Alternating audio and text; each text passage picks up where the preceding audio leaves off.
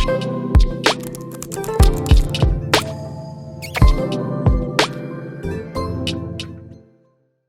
जो ग्रेविटी है वो असल में है क्या चीज़। न्यूटन जो है वो इसके बारे में कहता है कि ग्रेविटी जो है वो किसी भी ऑब्जेक्ट की इंट्रिंसिक प्रॉपर्टी, उसकी ज़ाती खुसूसियत है, और यानी कि हर ऑब्जेक्ट किसी दूसरे ऑब्जेक्ट पे फोर्स लगाता है। और यहीं से न्यूटन जो है वो अपना लॉ ऑफ ग्रेविटेशन देता है, जो कि सिंपली किस तरह से डिफाइन किया जा सकता है कि अगर हमारे पास दो मैसेज हैं, एक m1 है दूसरा m2 है, तो दोनों ऑब्जेक्ट जो है वो एक दूसरे पे ग्रेविटेशनल फोर्स ऑफ अट्रैक्शन जो है वो लगाएंगे, यानी कि दोनों एक दूसरे को अट्रैक्ट करेंगे। किस तरह से, उसको हम मैथमेटिकली कुछ इस तरह से डिफाइन कर सकते हैं, F = g m1 m2 divided by D square. G यहाँ पर जो है वो ग्रेविटेशनल कांस्टेंट है, जिसकी वैल्यू जो है वो 6.6710⁻11 न्यूटन मीटर स्क्वायर पर किलोग्राम स्क्वायर होती है।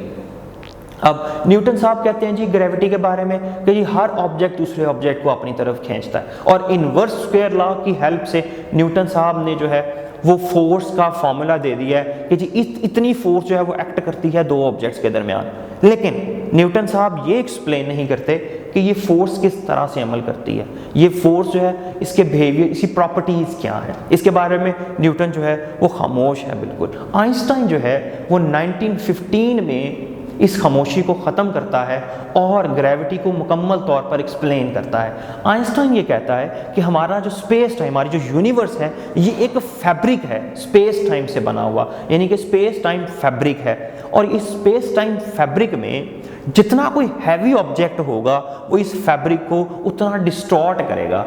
यानी कि आप सिंपली इस तरह से ले सकते हैं, हमारे पास जो है एक जो है स्ट्रेच फॉर्म में जो है एक चादर है, और उसमें आपने एक हैवी ऑब्जेक्ट रख दिया। अब वो जितना हैवी ऑब्जेक्ट होगा वो उस चादर को उतना कर्व कर देगा, उतना बेंड कर देगा। यही बिल्कुल सेम इसी तरह से आइंस्टाइन कह रहा है कि हमारी जो यूनिवर्स है वो एक स्पेस टाइम फैब्रिक है, यानी कि स्पेस और टाइम से बना हुआ बनी हुई एक चादर है, जिसमें जितना कोई हैवी ऑब्जेक्ट होगा वो उतना उस स्पेस टाइम को कर्व कर देगा, और उस कर्वेचर में जब भी कोई छोटा ऑब्जेक्ट रखा जाएगा तो उस कर्वेचर और अपनी स्पीड की वजह से उस हैवी ऑब्जेक्ट के अराउंड मूव करना शुरू कर देगा। और इस तरह से आइंस्टाइन जो है वो एक्सप्लेन करता है किस तरह से कोई ऑब्जेक्ट जो है वो दूसरे ऑब्जेक्ट को अट्रैक्ट करता है। अब ये जो कर्वेचर्स हैं ये ज़्यादा प्रोमिनेंट जो हैं ये हेवनली ऑब्जेक्ट्स, यानी कि जो कॉस्मोलॉजिकल हैवी ऑब्जेक्ट्स हैं उनके लिए ज़्यादा जो है ये कर्वेचर जो है प्रोमिनेंट होते हैं। जैसे आपको स्क्रीन पर नज़र आ रहा है, हमारी ज़मीन जो है उसने स्पेस टाइम में बेंड किया हुआ है, और उसमें जो मून जो है वो स्पेस टाइम उस कर्वेचर के अंदर जो है अपने कर्वेचर के साथ साथ मूव कर रहा है पर्टिकुलर वेलोसिटी के साथ। इसके अलावा आइंस्टाइन ने ये अपनी मशहूर ग्रेविटेशनल जो फील्ड थ्योरी है ये 1915 में दी थी,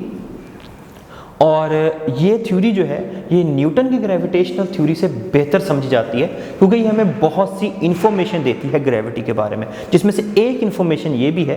कि ग्रेविटी जो है वो लाइट को भी अफेक्ट कर सकती है। जैसे कि आपको स्क्रीन पर नज़र आ रहा है, एक स्टार जो है जिसकी एक्चुअल पोजीशन जो है वो सूरज के बिल्कुल जो है ना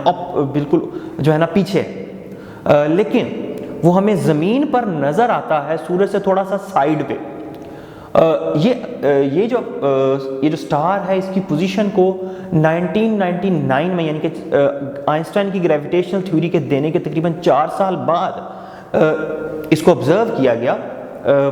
सूरज ग्रहण के दौरान। एक स्टार की पोजीशन को जब नोट डाउन किया गया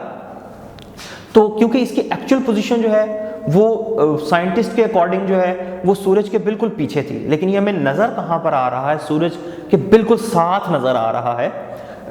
तो ये फ़र्क क्यों है? तो जब कैलकुलेट किया गया और आइंस्टाइन की थ्योरी को इस पर अप्लाई किया गया तो बिल्कुल मैच किया रिजल्ट कि जो एक्चुअल जो वेरिएशन है वो तकरीबन एंगल 1.745 के साथ है, और ये जो वेरिएशन है ये इस वजह से है कि सूरज की जो ग्रेविटी है वो लाइट को स्ट्रेट पाथ की बजाय एक कर्व पाथ पे चेंज कर देती है, यानी कि